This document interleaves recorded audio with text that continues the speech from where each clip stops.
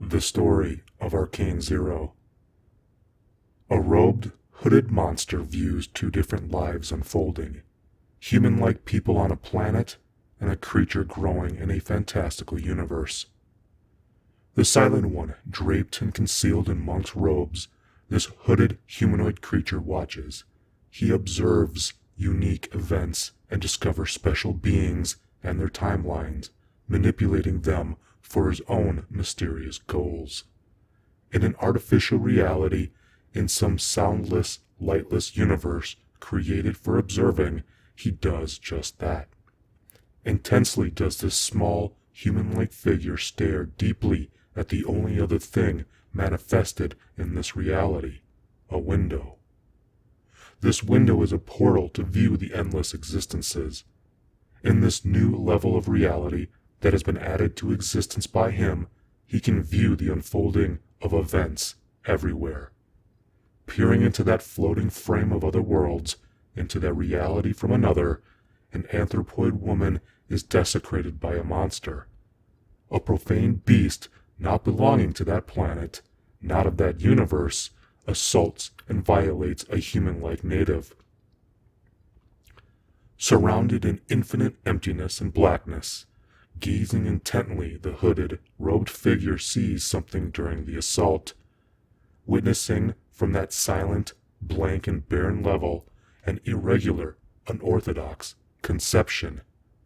Observing, as safely as being the only thing in existence, this improbable event, entirely focused on this unlikely possibility.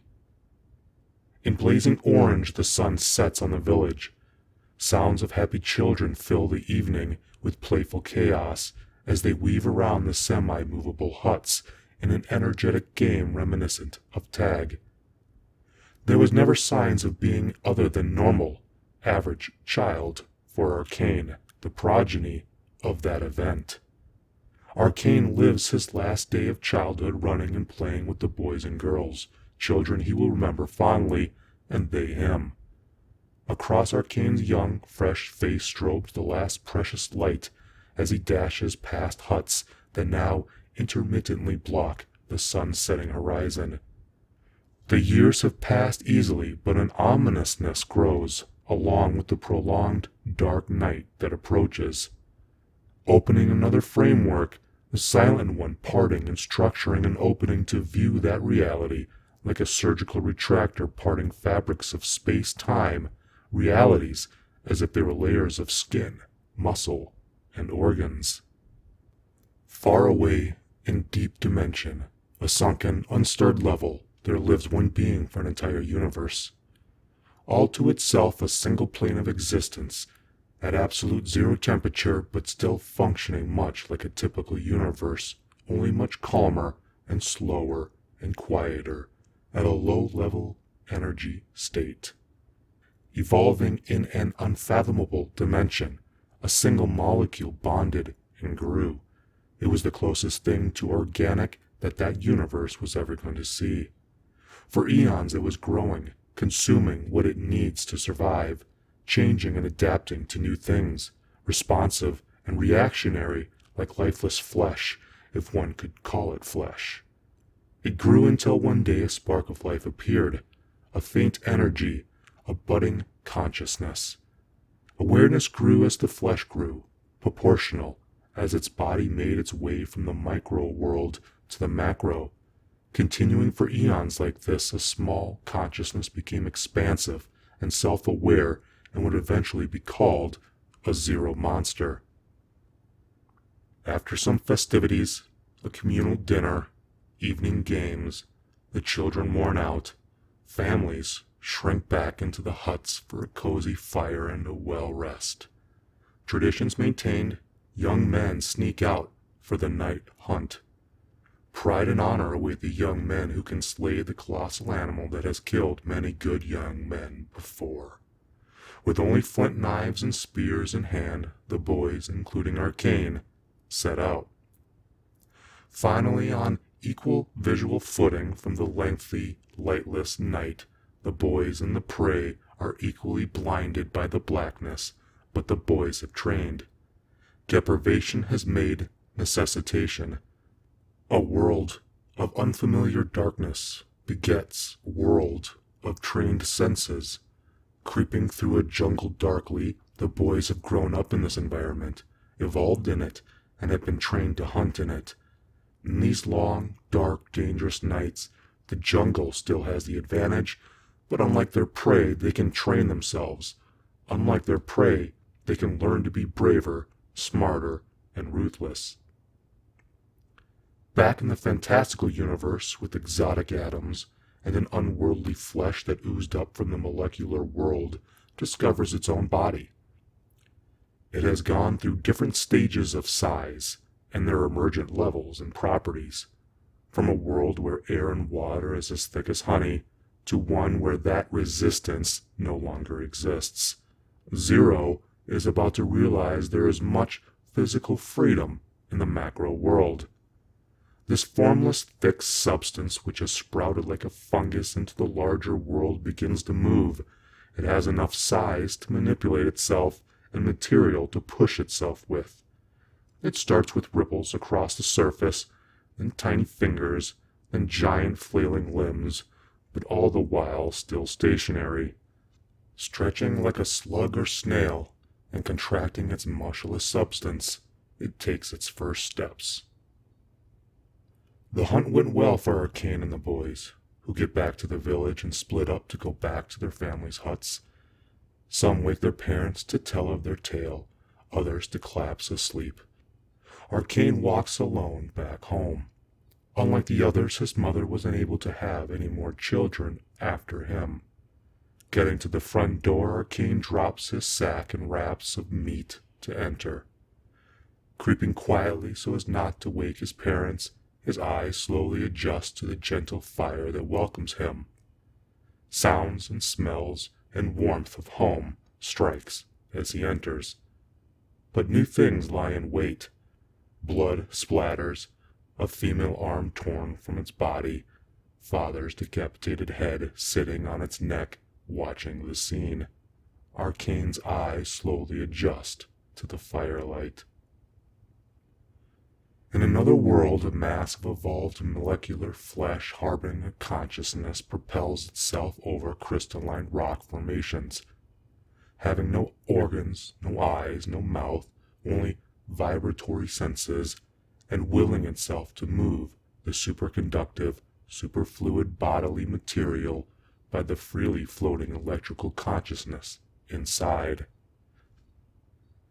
In the passing tranquil eons, Zero's senses have become so sensitive as to detect its whole universe. It grew so large and so aware of itself and its surroundings, having a micro and macro sensory as to detect the spinning of subatomic particles. The low energy quietness as Zero grew caused it to experience an entire plane of existence. Zero became so aware because of that still and isolated level of reality. Zero bathed in the quantum calm, the subatomic serene. Unaware of the realities, the dangers lurking outside his level, outside his placid plane, far severed from the bulge of existence. Arcane's eyes adjusted, blood now clearly visible and glistening off the firelight everywhere, a red ocean over the floors. Arcane's father's eyes stare at him from the corner, toward Arcane lurking at the entrance, thrown after the decapitation. There is a strange iridescent glittering off the blood and walls. All the smells achieve realization of slaughter, of butchery, the aroma of the inside of things turned out. There is a naked, hairless man in the middle of the main room. The man's skin glows from the inside like a paper lantern, shining lights all over the interior, twinkling in the father's eyes from the corner. The translucent-skinned man lumbers over the dead mother, glimmering over her broken, abused body. There are moments when space-time warps around the man and Arcane's mother, with colored orbs flying out of some dimension and disappearing. Standing behind, With the man's back turned to him, Arcane grips his knife tight, as pulsating colors burst from deep inside the man's body. With knife in hand, bioluminescence be damned, he stabbed the knife through the man's throat and cut. Arcane didn't stop cutting until the man was decapitated and in pieces like his father. A blood-covered Arcane looks over the scene, still clenching his knife. A small movement and fleshy sound gets his attention. Peering back at him from inside a skinned, half-crushed skull is the moving eye of the murderer, rapist, and soul stealer. One intact eye flickers back and forth, looking at Arcane. Briefly, the intruder's eye, as if a last dying breath, burns bright, briefly illuminating the room and making Arcane's flesh luminescent. Arcane regains his composure and rams his knife, handle deep, into the wriggling, terrified, last remaining eye. Setting fire to the hut, he takes his time to watch everything burn, taking it all in. As he watches the blazing sight, he ponders his life. The silent one ponders him, and watching, as he knows, it's time to meet. Burning behind him was his family's hut, with his family inside. The cracking of fire, the burning smell of flesh, the strange absence of other people, except one. In front of Arcane is the short-statured creature, draped in monk's robes.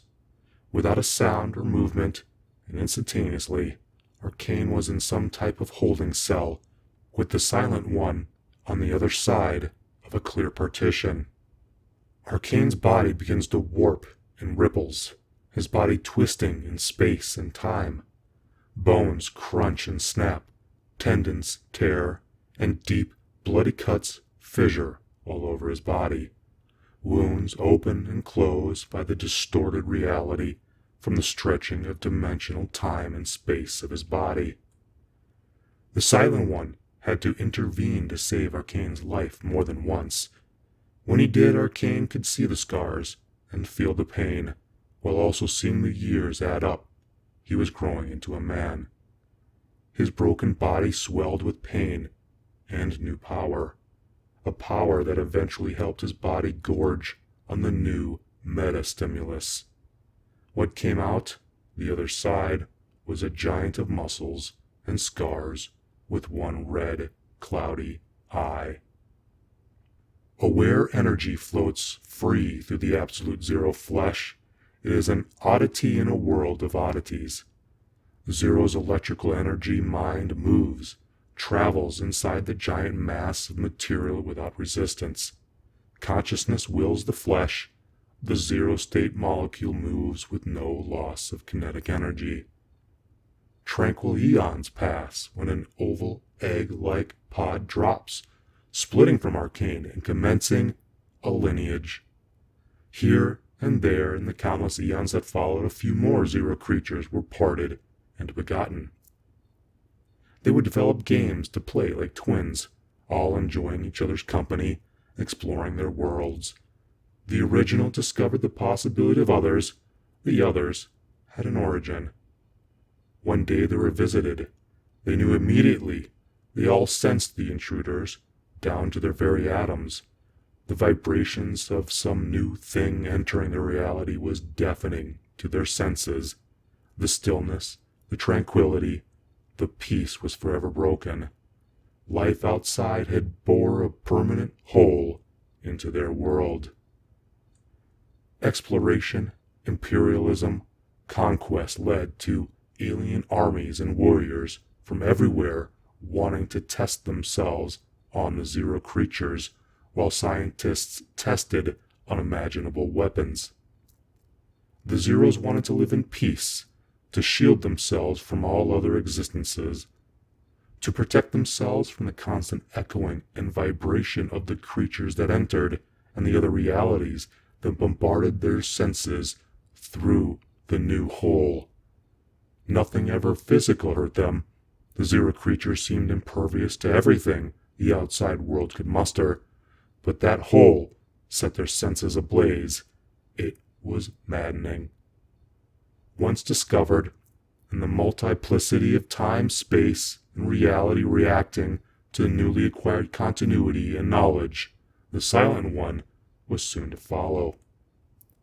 The hooded figure renditioned every zero creature away to only where he knows. Unknown to anyone, a single pod, nestled in a cavern, born recently, was unfound and unknown. The baby zero creature would grow up and take the brunt of all those civilizations, soldiers, and weaponry, relentlessly alone. They did not stop. They did not care. They tormented and taunted the creature almost to the point of madness. Monstrous animals and monstrous technology in an even more monstrous society always made their way through that hole. The last known zero knows nothing of what came before him or what begat him. Only constant pain and the bombardment of senses and a life of exotic battles and strange creatures that hunt him is what it knows. Zero eventually left his realm, learning that they always know where to find him. He was able to explore levels of existence, rare realities, dangerous dimensions, whole universes of new physics, ineffable environments, and monsters like itself. With impunity he explored, but never found real silence. Zero discovered these places where creatures would bury their dead. Those remnants of past lives, somehow nestled among their decaying corpse, quieted the constant vibrations of the ceaseless existence all around. Arcane awoke naked, set free in a forest that looked a lot like the one he grew up in. Grown in size and stature, enormous scars on top, and even bigger muscles below, and a glowing red eye. Dropped into a war-torn countryside to fend for himself, he was quickly conscripted into a local battalion of a large army. New soldiering scars grew with every battle, every fight. Stabbing and hacking was his and everyone's entire life.